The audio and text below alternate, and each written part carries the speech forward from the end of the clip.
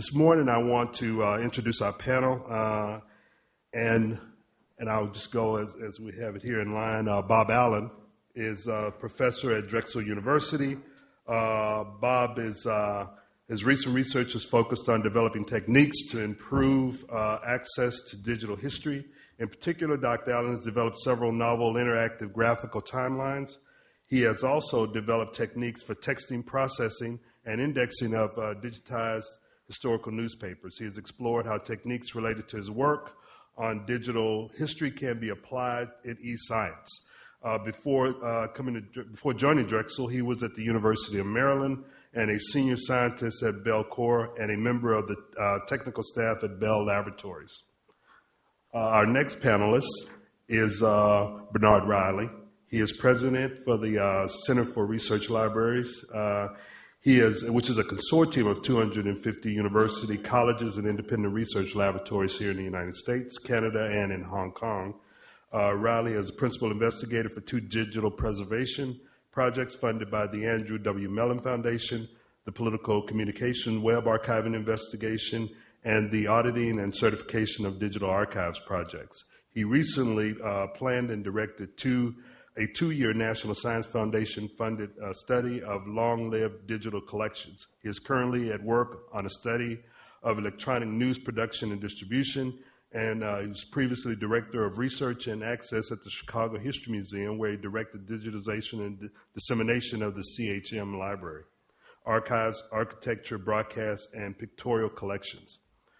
Our next panelist is Chris Cowan. He's Vice President of Publishing at ProQuest. He is responsible for overseeing the creation and development of ProQuest's historical newspaper product line and managing ProQuest's genealogical business, microfilming publishing, student research publishing, and archival e-commerce services for major newspaper publishers. He is engaged with acquisitions and is responsible for business development and licensing with content partners and institutions. Before joining ProQuest, Mr. Cowan was in the information and publishing industry with Thompson & Cox newspapers, business publications, and city regional magazines, primarily in sales. Our next panelist is Patrick Cox. He is the Associate Director of the Dolph Briscoe Center for American History at the University of Texas at Austin. He has directed and participated in nationally and regionally acclaimed multi-million-dollar programs that include research, exhibits, programs, film production, web-based information, educational materials, and instruction. Administrative responsibilities include the Sam Rayburn Library and Museum in Bonham, the John Nance Garner Museum in Uvalde, and historic and site preservation and restoration projects and programs in Wendell, and the Congressional and Political History Collection at the Briscoe Center. Today's panel this morning, we're going to talk about saving time and money, how newspapers digitization can help scholars. And what I've asked the panelists to do is to briefly talk for about 5 or 8 minutes about basically how can newspaper digitization help scholars. And one of the big questions is we know that it can help in terms of saving time, but there's also cost involved. So I've asked each one of them to briefly talk about that, and then we're going to open it up for questions. So we'll start with Bob. Thank you, Ernest, and thank you for the organizers of this wonderful seminar. As Ernest mentioned, I'm a professor and I'm interested in access. In fact, I've been working on these newspaper projects for about 15 years. I've worked in many areas. Primarily, though, I've been working with the NDNP, which Martha mentioned briefly, the National Digital Newspaper Program. This is a massive collection. I think they have maybe more than 1 million pages digitized now. This is such a massive collection that it's the kind of thing you couldn't really have a person curate. You couldn't have a person add metadata to all the materials. You need to develop automated processes. You need to develop some sort of techniques for exploring the data, extracting some of the materials, and trying to find out what's in there, try to maybe tailor it to the individuals who are using it. So I'm going to focus on this techniques that would be appropriate to the NDNP collection, and I'm going to focus on access. Some of those access techniques are maybe suitable for scholars, maybe for students. So the emphasis, again, is not on preservation per se, but assuming that the Library of Congress has its collection well in hand, then I'm going to figure out what could we actually, in what novel ways could we access that. And because, again, I'm a professor, I can be pretty far out on the fringe. I'd like to think about how we might, say, incorporate video game technology. How might we have conversational historical agents? In other words, if you wanted to interact with this collection, maybe you could ask a question of a simulated, games agent, a character living in that environment in a given town in a given location. So how can you interact with that? I'm going to be the two main themes I want to talk about then are the building a workbench, which is sort of a more traditional view of how you would a user interface for interacting with the collection, and then this more speculative view of how you would model the culture or model the underlying principles, and you use that maybe to develop narratives and stories and bridge across newspapers. Is there a slide? Okay, I get to move it myself. So this is one of the themes of my workbench project. The workbench, of course, you would imagine was an environment more than just a simple search engine. You could have a whole environment that would keep annotations, work in progress. If you were a historian, a scholar, you'd want to make notes, maybe compare notes with other people, see what other people had added. One of the themes that I've worked on just within that spectrum of projects is a set of timelines. So we saw some simple timelines yesterday. As a visualization researcher, I'm interested in novel types of timelines. Here we have a focus context timeline. So this is actually sort of a double timeline. This is showing an article showing events from the Brooklyn Daily Eagle. It's one of the first newspapers to be digitized about 15 years ago, and then made publicly available. So in the blue, I guess on your right, there's a list of events of the Chinese experience in Brooklyn. These are editorials or articles we were able to extract from that newspaper, and you click on those, you can pop up the text, or if you click a second link, you can get to the page image, the article image. So this shows not just the image itself, but it shows not just the events in the timeline, it shows some sort of links to the primary sources. The novel aspect of the visualization piece here is the second timeline on the left, which you can select a variety of options. You could see, for instance, what's happening in Brooklyn versus New York City. Brooklyn and New York at that time were separate, or you could see what was happening in the rest of the country. So you could get a context. Part of the issue for navigating timelines is just understanding what the events are and how they relate to other things. So this is, again, one type of timeline tied into the newspaper.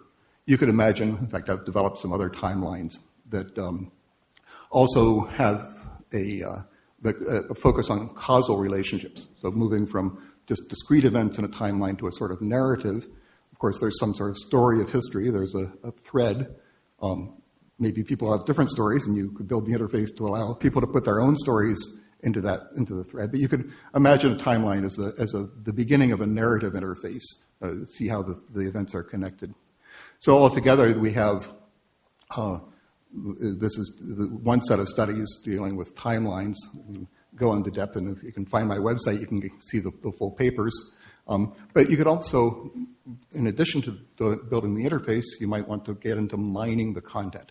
So in these millions of pages of NDNP newspaper, they've been OCR'd, more or less adequate quality, and you could try to figure out, well, what's really in there? Could we build a model? Could we do text mining, sort of like a search engine, but a very rich set of connections? Could you figure out what sections of the paper these came from? What were the threads of the stories? Who were the baseball teams, say, in 1904 who were playing, who were likely to have the box scores displayed? So could you, in other words, create, by some combination of having a knowledge base of understanding what the world was like in 1904, and some combination of reading the newspapers and perhaps reading across several newspapers, you could build richer and richer stories. And that sort of moves us into the second piece, which is building cultural models.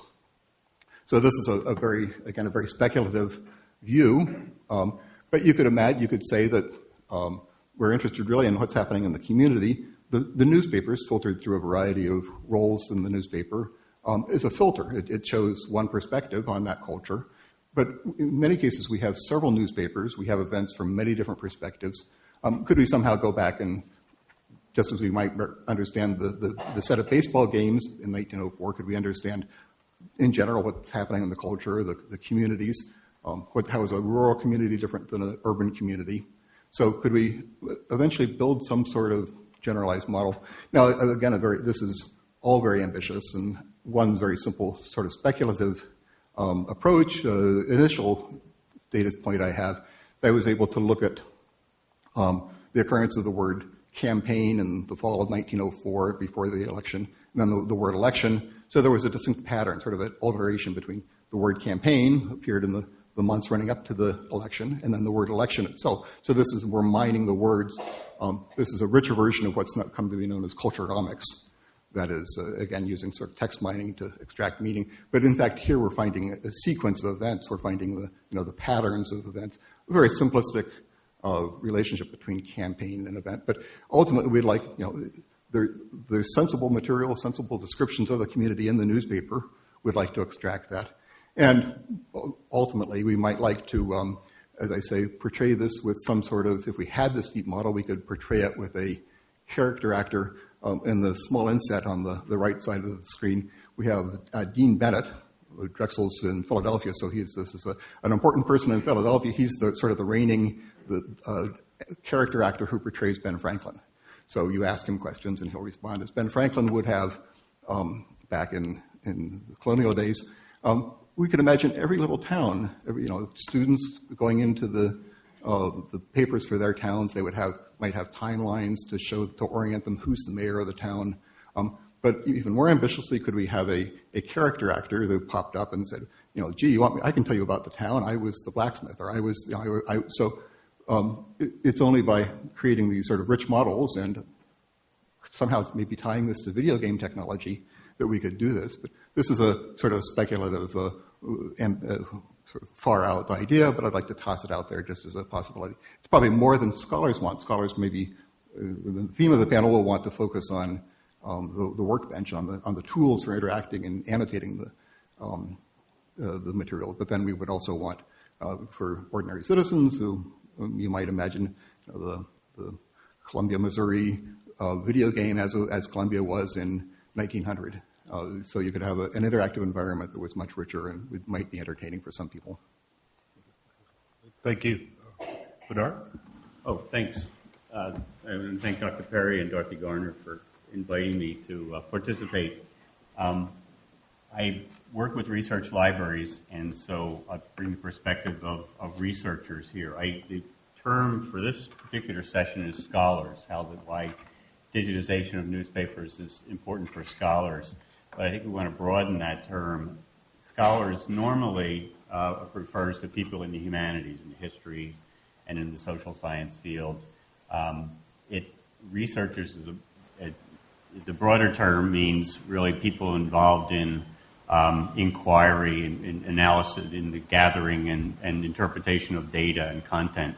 And I think that's the humanities is a slowly but surely declining field in American higher education and in American society in general.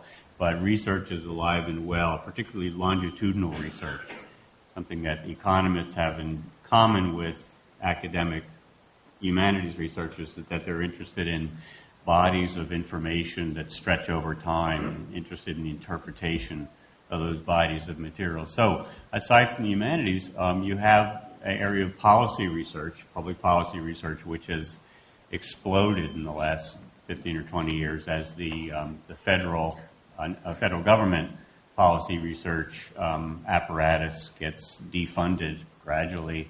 More policy research is being done in the universities and at think tanks. We've been working recently with the Klein Center for Democracy at the University of Illinois, which recently conducted a study based heavily on digitized news, digitized back files of news. What the Klein Center was looking at is the Washington Consensus about development, that development goes hand in hand with democratic societies that have liberal institutions, that those societies generally do better over time. Klein Center wanted to test that, and they wanted to use as the period of testing 1946 to 2002. So what they did was they basically had launched an extraordinary, unprecedented digitization program where they put together in a single database the entire runs of the during those periods of the New York Times, the Wall Street Journal, the BBC World Service, and also the Foreign Broadcast Information Service daily reports that were generated from broadcast and print news. They created a massive database which they then layered, on which they then apply tools for text analysis. What they were doing was identifying events that were that showed either success or problems in the societies. This news that they aggregated was for about 123 countries from all over the world, largely the developing world. They were looking for incidents and events in those countries that happened in those countries that would show whether they were particularly liberal societies or not particularly liberal societies. So they were identifying from the news reports events like public demonstrations, censorship of newspapers or broadcast or radio stations, that kind of thing, lawsuits against the government of those institutions, and events that said either they were liberal institutions were healthy or they were not. And against that, they were also doing the economic analysis of those countries. So this was all being done essentially by machines, people running the machines and people coding for these text analysis processes. But increasingly, you're getting this kind of thing. You're getting massive bodies of news content that's being analyzed with the assistance of computers, of softwares, and those kinds of things. The other area where there's been a great deal of value in these news back files is the area of finance. The Federal Reserve Bank of St. Louis recently did a study of stagflation in the United States over about 50 years. This was done at the beginning of the financial crisis to give the Fed at St. Louis a sense of how stagflation worked. They used newspapers as a way of determining, or as source material to determine what people's perceptions were of the way the economy was going. So this is information they didn't get from statistical reports and from financial reporting, which was always updated and made more accurate as time went on. The news, those perceptions that were reported in the news or that were reflected in the news reports stayed the same. So they used about 40 years of newspapers from the major cities in the U.S. and were able to map the perceptions of people. The Associated Press is one of those organizations that's been central to news reporting in the United States and the world, has also seen a fair amount of interest in their back files from the financial community. A few years ago, they started getting approached by people from the hedge funds in New York or in Wall Street saying that they were interested in 10 years of the AP News Wire. This is 10 years of reporting. What they wanted to have access to was the text of those. And on those, they were doing something similar to what the Klein Center was doing. They were writing algorithms and softwares that would analyze the text and draw from those conclusions on the performance of particular funds, of particular companies, even of particular chief executives of those companies. And so, again, this machine research, but not humanities, but extremely important. And again, the thing in common with scholarly use of these materials is they're interested in large bodies of materials that stretch over time. A third community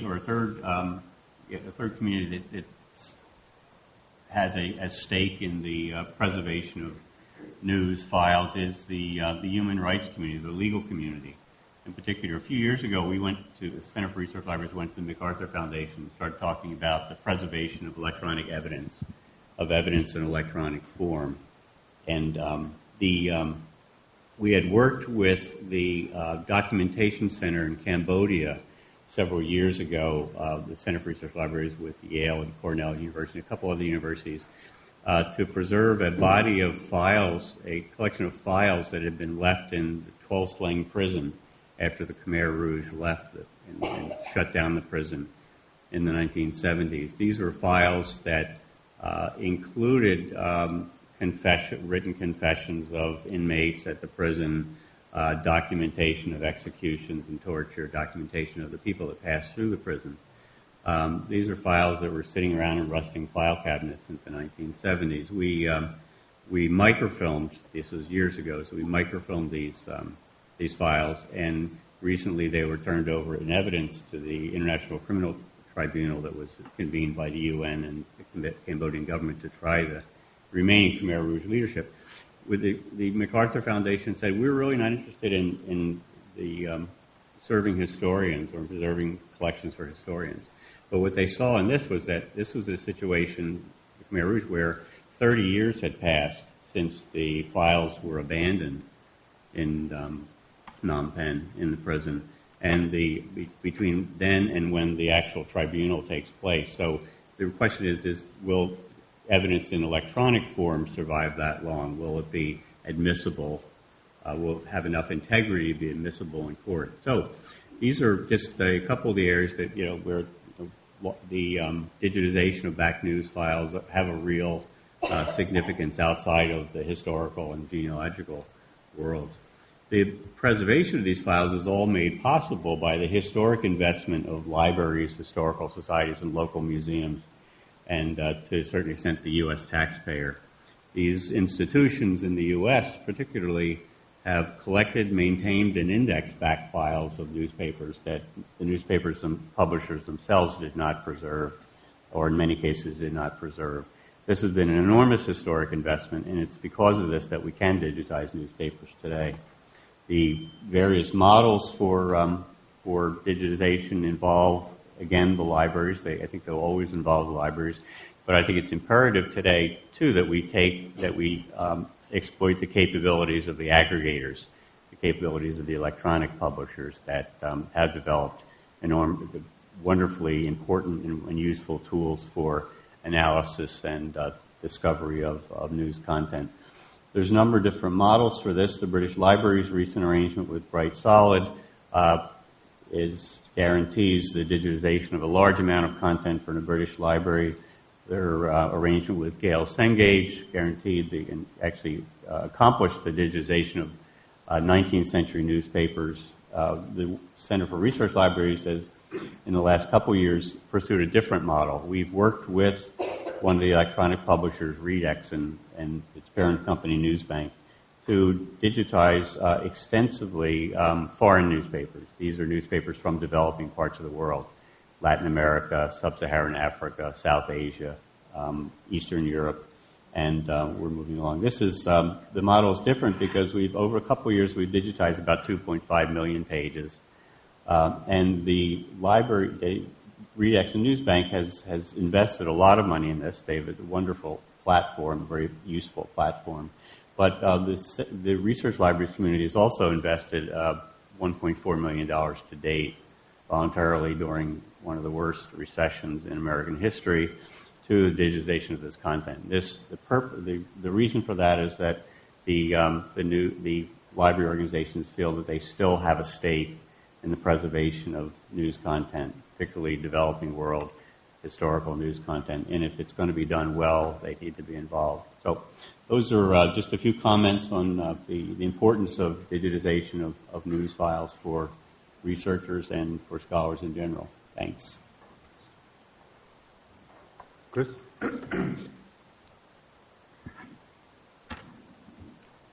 we go. Well, good morning. It's a pleasure to be here. The topic for this session was to be saving time and money, and really I'm going to kind of look at the flip side of spending time and money in order to be digitizing newspapers. I've talked first briefly about ProQuest and our background and why preservation and access are important to us, and then I'll work into challenges that are going on in the current environment, and then a possible way forward. My kids say I have eyes in the back of my head, so I'm going to test this today and see if I can keep up with what the screen is saying.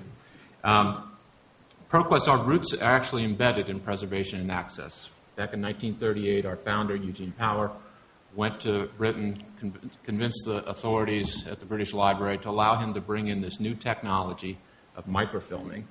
And preserve on microfilm records 120,000 of the very earliest printed English books that were in the archives of the library.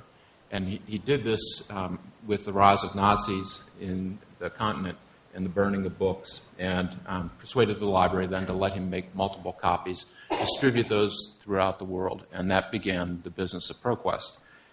Today we have over 2,000 employees around the globe. We're headquartered in Ann Arbor, Michigan, and our research marketplaces are primarily in the academic space, but considerably in the public and corporate libraries, government K-12 libraries. And our mission, and this is our driving force really, is to create indispensable research solutions that connect people with information. And we still maintain the microfilm business. In our extensive vaults, we have over 10,000 titles of newspapers from around the world that we've collected, filmed, and archived, and in many cases still distribute. We've maintained this commitment to microfilm. There is, I guess early last summer, we completed a multi-million-dollar investment for an entirely new manufacturing facility and plant for the microfilm business. We're continuing to film over 1,000 newspapers a day. So this is an ongoing enterprise for us. And from that archive, we've developed now our historical newspaper product line. When I started this in 2000, we really didn't have any idea what we were doing with digitization. And so we did a lot of research with customers, trying to understand what did the researcher really want. And so we developed a process that has been pretty expensive. We've invested probably over $60 million over the 10 years in the infrastructure, in the digitization process, in payments to royalties, to publishers, and so forth.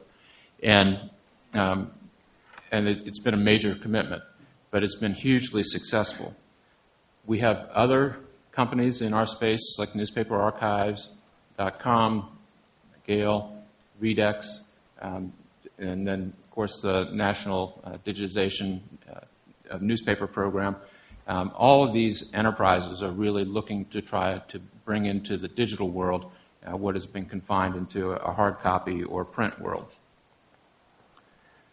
From our perspective, the historical newspaper product now has 30 million pages of newspapers that have been digitized to the article level, so you can retrieve the actual article image, and to the full page level.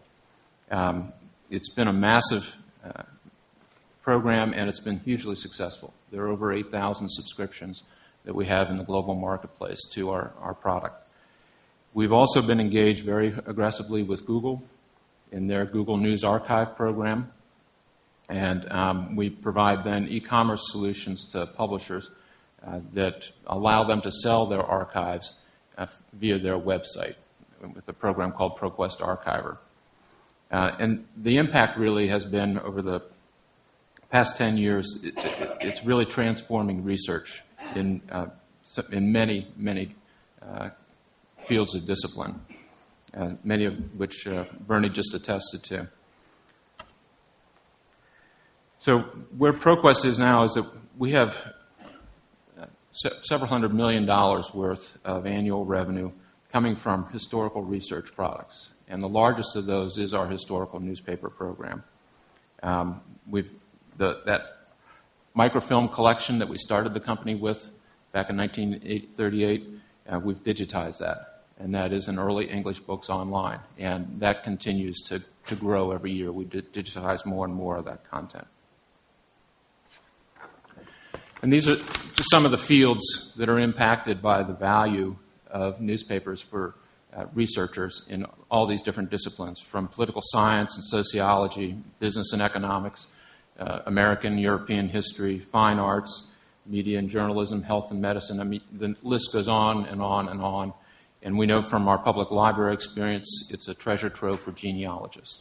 We're trying to trace their family history with obituaries and death notices, even advertisements of companies that the family had owned, or classified ads where there's a mention of a relative. And the unearthing of this information with the OCR technology. It just really becomes invaluable for many, many people. There's such an extraordinarily rich source of information, and it's really, from our perspective, it's the coverage over time that has become so valuable for researchers. And then, as part of our program, we look to try to have diverse newspapers. So we have the key main U.S. newspapers like the New York Times, Wall Street Journal, Chicago Tribune, L.A. Times. And then we've got a series of black historical newspapers like Chicago Defender, Pittsburgh Courier. We're about to release another ethnic news collection with Jewish newspapers. So we think the diversity of opinions is really a critical component for researchers in this process.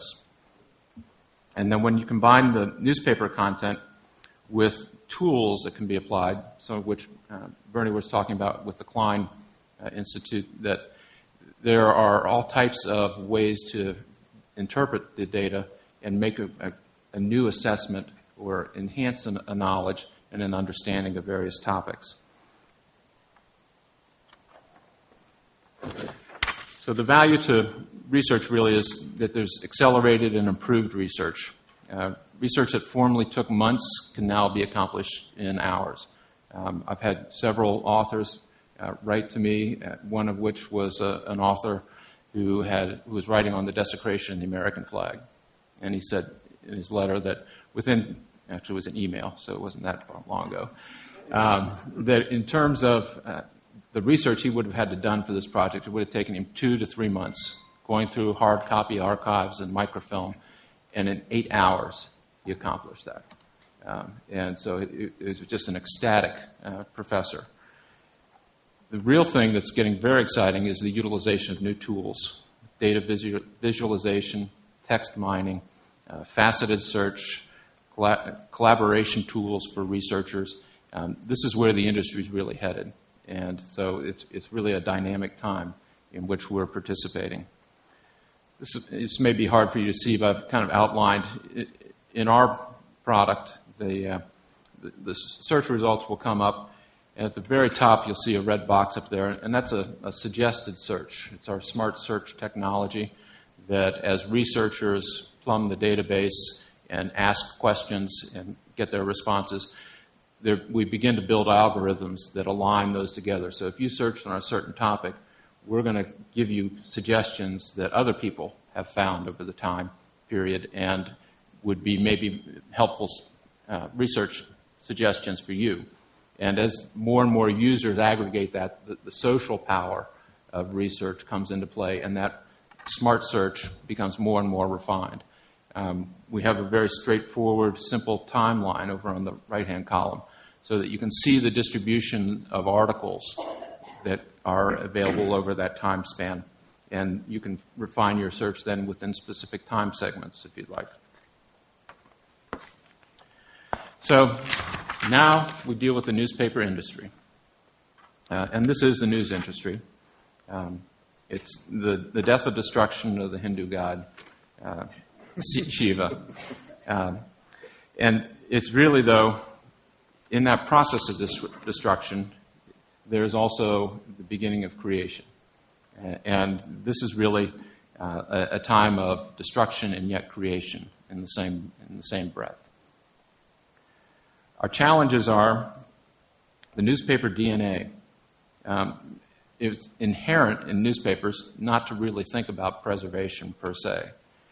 It's really a consumable product that's created every day and then dispensed with. And you move on to the next day's paper.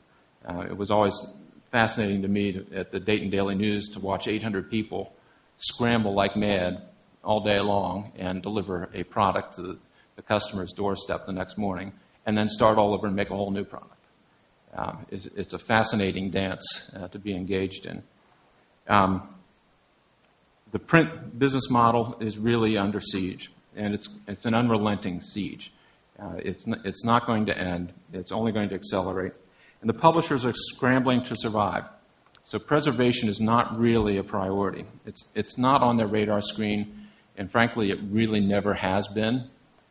Now, that's not to say everybody in the newspaper doesn't care about preserving the future. The newsroom did, the librarians did, but the owners didn't. If somebody came along and would, like ProQuest, and would microfilm it for preservation purposes, great. But very few publishers really microfilm their own newspapers, and I don't think any do today. So it's not in their DNA to think about preservation. And then you compound that today with the digital news, which Martha was alluding to this morning and discussing. It really becomes more and more of a challenge as the news becomes very liquid and mutable. So that's the challenge, an industry under stress. And I did some research, and we're really faced with a conundrum. You may have heard this phrase that information wants to be free. In my research, I've been able to track it back to 1984 at the first International Hackers Conference. And these words were uttered by a guy named Stuart Brand, who was pretty famous in the day. And Stuart made this statement, and it became a mantra. And newspapers have since drank the Kool-Aid and made news available for free online. What everybody forgets, though, is the context of what he said. On the one hand, information wants to be expensive because it is so valuable. The right information in the right place just changes your life. On the other hand, information wants to be free because the cost of getting it out is getting lower and lower all the time. So you have these two fighting against each other. And this is the balancing act that continues yet today. There's a huge value for scholarship in digital newspapers. And consequently, there has to be a monetary value, a commerce value, coming back to the publishers and to those who do the work with the digitization. So it's with that balancing act in mind that I want to suggest that, and this may be not quite in line with a prevailing feeling, but that preservation is really only as valuable as it is utilized. Preserving content to not be utilized is really a futile exercise. And preservation, just for the sake of preserving it, would necessarily be limited in terms of its value. So to make it more expansive, it really becomes a balancing act with multiple partners. The preservationist institutions, the libraries, you are the driving force in many respects. It's really, your interests are very highly aligned with being able to make preservation and access a key component for the future of researchers. You've got the commercial vendors. We've got a firepower. We've got an infrastructure. We've got capabilities that can come into play here to augment the efforts. And then you've got the newspaper publishers themselves. The key thing that I'm not really hearing mentioned a lot is there has to be a commercial value for the publisher. The publishers must be engaged in this process if it's really to be a dynamic and a growing enterprise in the future. So we face an exceptionally challenging future, and yet it's really a very exciting and defining moment for research. And like the dance of Shiva, amidst the destruction arises the creation of a new life. Thank you. I really appreciate hearing our keynote from Martha Anderson this morning. I've been a participant in the National Digital Newspaper Project. It was a great pleasure to do this, but I also really appreciate your comments because you were saying in here this morning that I picked up on this, that you said part of what we do, we could be loosely bound, and that kind of describes how I'm going to apply my topic today in looking at this, because I want to talk about, from the historian's perspective, what I perceive as historians, those of us who are studying history, as being as stewards of history, and why we have this extreme passion and desire to protect it, but that we've also got some very serious threats that I would like to discuss as well. And I really want to thank Chris for talking about death and destruction, because that's going to make this sound so much nicer. So, speaking of death, actually, I have to tell one story, okay? A friend of mine who's an attorney, and yes, I do associate with attorneys, there is a famous criminal defense attorney in Texas who was in a murder trial and defending a man who was accused of killing his wife. And just coincidence, his name was Chris. I won't mention his last name. It just happens that way.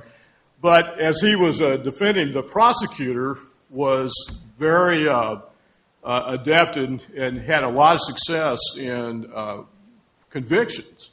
And when he was taking on this trial, he was shall we say, dead certain that he was going to get a conviction on the accused based on the evidence. But there was one important thing that was missing.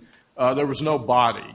Okay, they could never locate the person who happened to be the victim in this crime was the wife, who had disappeared, and they couldn't find the body.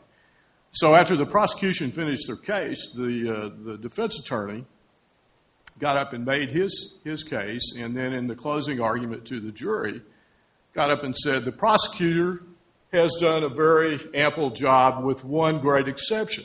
He's not produced a body. We don't have a clear case. There's no evidence. He's never produced the fact that there's a body, that there's actually been a victim. My defendant here, Chris, is completely innocent in this trial. As a matter of fact, the accused, not only is he innocent, the victim today could actually be alive. And not only that, the victim could come walking through this door very minute. It's entirely possible the victim just is right outside that door getting ready to come walking through right now. Okay. So case goes to trial, comes back, jury comes back in, foreman says, the jury have found the defendant guilty. And, of course, this came as a great shock, not just to Chris, but also one of the leading defense attorneys in Texas.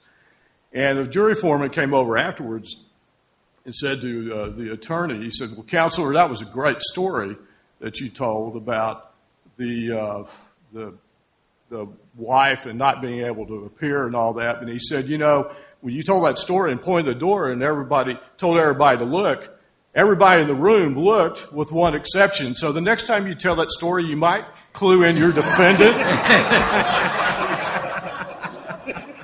and tell him to look. So, thanks for the death and destruction introduction.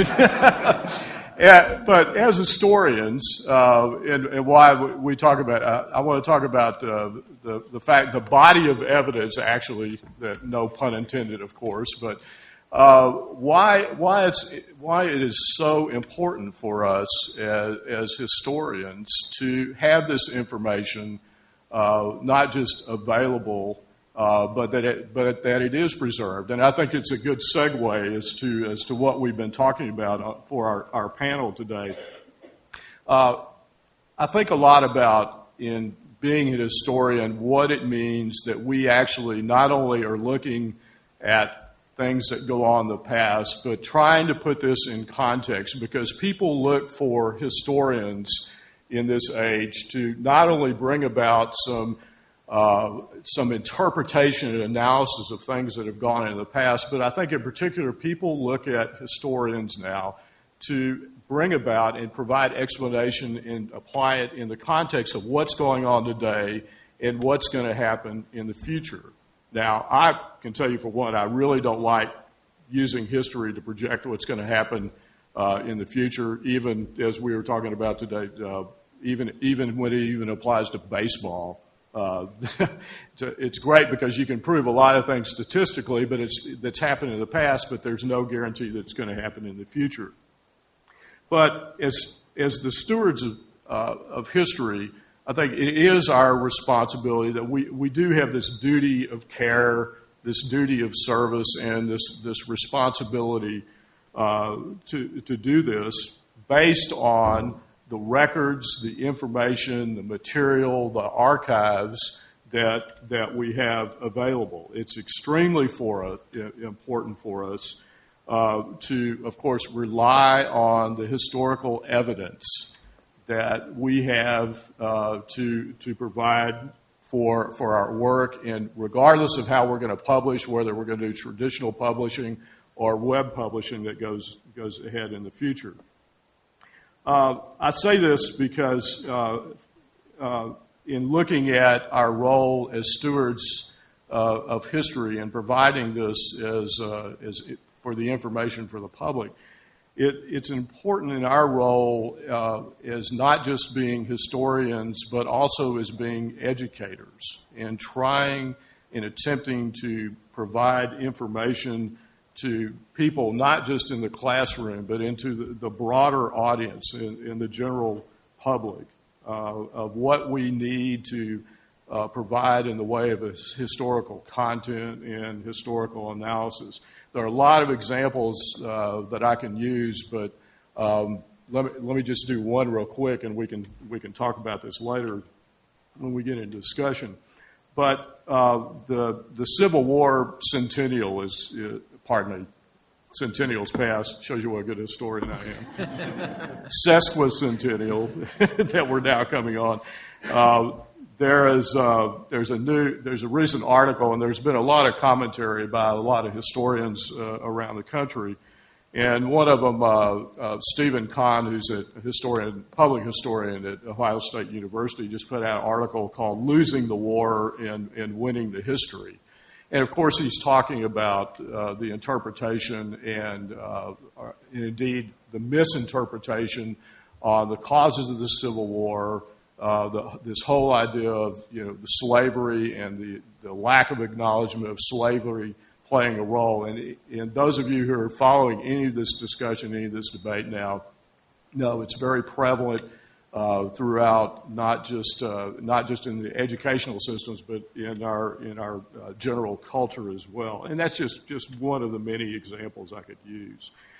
As a steward of history, one of the things that I'm particularly concerned about has to deal with our public policy and how we today are looking at not just history but public education and the threat, what I perceive as the very real threat to public education and the business, if you want to use that word, the business of what we're all doing, whether we're archivists, librarians, whether we're even involved in private enterprise, whether we're involved as educators.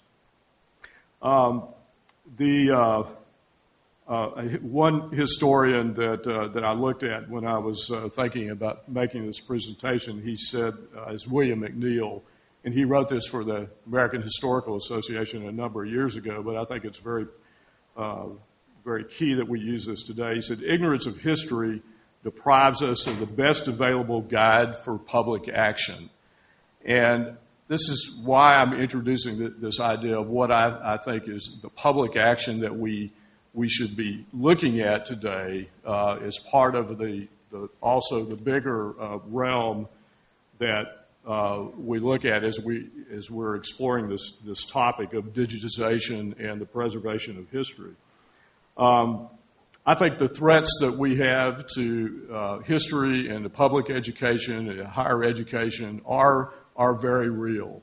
What we're seeing today, and it's what I see, is there are three issues that I'd like to just lay on the table. First of all, the public policy debate that we had has been very inconsequential as to the lack of participation that many people that are involved in education and in history, we have not been participating and engaging in this debate at the public level to, I think, the degree that's necessary.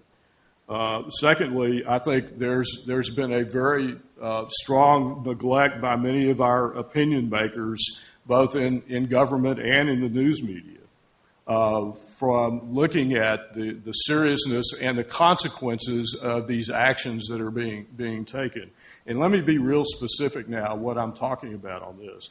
I think because of the threats and the actual reductions we're seeing in the public sector from removing financial support for our public institutions, reducing contributions both at the local level, the state level, and the federal level to education initiatives, to historical resources, to archives, to libraries. This is very serious. It's unprecedented from a historian's perspective. Yes, we've had reductions. Yes, we've had changes, but I think in the past. But as part of this debate that we'd like to, I think we need to include as part of our overall policy is that if we're going to be stewards of our history, whether we're talking about protecting the resources, protecting the archives, or whether we're even talking about how historians are going to be able and allowed to make these presentations in the future, I think it really needs to be part of this debate. Thank you. Thank you. My mic on. Okay. I'm going to open it up for questions in a few minutes, but I do have I want to throw one thing out there. You've all touched on the challenges that we as stewards, as Patrick put it, we as stewards of history have to this craft. What do you see in terms of where do we go from here, especially and when you look at it in relationship to the current economic environment and how we can possibly digitize the archives, digitize the newspapers that we have, as well as make them available for people at to be honest, at a price point that they can actually deal with, can actually handle. So who wants to jump on that one real quick here?